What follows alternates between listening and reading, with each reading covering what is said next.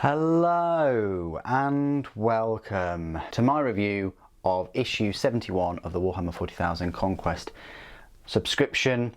If you weren't already aware, this subscription will set you back £7.99 per week. They typically debit you £32 per month. It's not available in the US. I get a lot of questions straight away. It's available in the UK, Australia, and a few other places, but just type in hatchett partworks Warhammer 40,000 Conquest on the internet and you'll find out exactly where you can get this magazine. If you wanted to get this kit separately, you'll also get these servo haulers, which we'll do a size comparison in a moment with, for £30. So technically that is a saving of £14 off of the £30 kit that Games Workshop sell. So it's still a very decent saving if you picked up both of the issues. In issue 71, we saw the arrival of the Sector Mechanicus crane. I've never had one of these big cranes before. I never bought it individually with the other servo haulers. It's quite a tall model. We'll go through some size comparisons in a moment, but I always like to go through the magazine itself first of all, which I did do the day before. So it starts off with the Space Marine Storm Talon gunships right there. The forces of the Eldari, the Drukhari, there's a Drukhari showcase if you're interested in those. And then how to build a Sector Mechanicus crane. Quite straightforward build. You don't really have any issues except for the mould lines. And then how to paint it. They paint it Wild Rider red.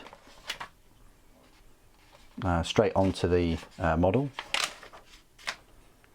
And then they find some details with Leadbelcher, Null Noil, Abaddon Black, or Abaddon Black, painting the plasma, the Thousand Suns blue, and then the Temple Guard blue, and then creating detachments, Sector Mechanicus crane. You've got the crane rules, which I'll go through right now. I might as well.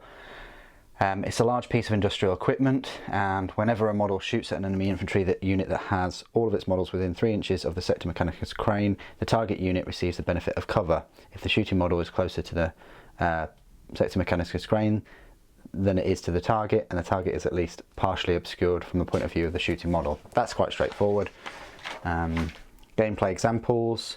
It gives you an area of effect cover zone within 3 inches. Then they're getting the cover save. They're partially covered, and so is the Plague Marine, so they get their cover save. Mission briefing, defending Omnus, and then the high ground. I have the high ground. Didn't expect that, did you, in this video? So, your next conquests. This one I'm really excited to give you a review of, which is the Curse of Chaos Spawn. I really enjoyed this kit. I do like the Chaos Spawn set. There's lots and lots of options, loads of spare parts. I think I've got the spare parts somewhere. I'll have to go and find them. I'm also going to compare it to the horrible looking metal Chaos Spawn. When I say horrible looking, I mean it's a good model, it's just really disgusting, and it made me feel a bit uncomfortable, when I purchased it many years ago. And then issue 73 is a straightforward one. It's just got 2 technical paints, which again is about £5.50 or so. So you're going to be losing money on that issue, unfortunately. This is the way. So let's have a look at this servo crane right here. It's quite a big model. It's on this rotating base. It's up to you if you want to keep it on there. It's a little bit unstable on there, but look, as you can see, it just falls off. It doesn't slot onto it, and it's tricky to line up the wheels for it to go on. So I'm not sure what I'll do with it. I think I might keep it loose, but for the sake of it kind of falling on minis and things, yeah, I mean, you just have to move it a little bit and it just falls over. So I might glue it. I haven't decided yet. It's a tricky one, but yeah, it's hard to sort of put on and then leave, but as a display piece, it's all right, I guess. But yeah, it's pretty tall, taller than a lot of the other scenery kits. The size comparison I'm going to make today is just with my normal 3 minis and with the servo haulers themselves. So let's get the servo haulers out and about. So here's one of them, and here's the other one. As you can see, I think you can kind of pop that into one, so it gives you the impression that it's moving it about. So that's one of them. That works absolutely fine. And then the other one, which is a small one, again, I guess that would work pretty well. But yeah, that just gives you an idea of the size of it compared to these servo haulers. Compared to the usual 3 minis that I like to put on this channel, here it is. So you've got the Legacy Space Marine, Primaris, and Slime Marbo. I think it's best if we're doing a size comparison just to lower the camera down a little bit. And yeah, I guess the Space Marine comes up to about there. So the rear generator, power plant, whatever, is sort of twice the height of a Space Marine. Primaris is a little bit taller than that.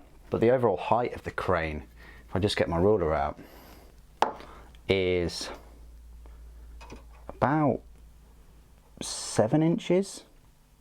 About 7 inches high. So that's quite a tall sort of unit structure. You're going to see this on the battlefield. It's going to be a bit of a centerpiece, I guess. So there you go. That's all I really wanted to say about the Sector Mechanicus crane. You know, at £30, I guess you could say you're getting this whole galvanic servo haulers and crane for half price at like £16 or so. It's still a better saving than getting it from a third-party seller. It's still you know, almost half price.